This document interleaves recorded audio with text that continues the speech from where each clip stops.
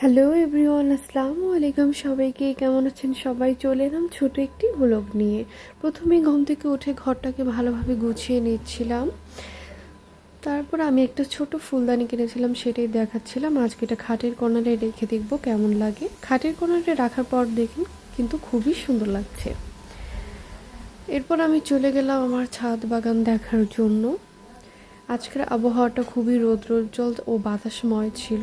দেখেন রোদের কারণে আমার ফুলগুলো কি সুন্দরভাবে ফুটে উঠেছে, আমি সেটাই দেখাচ্ছিলাম। সব গাছগুলি কিন্তু খুব সুন্দর লাগছিল।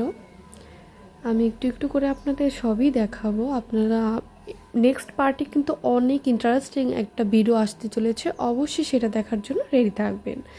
এই যে আবহাওয়াটা ঠিক এরকম ছিলেন, আপনারা খুব ভালোভাবে মনোযোগ দিয়ে দেখেন।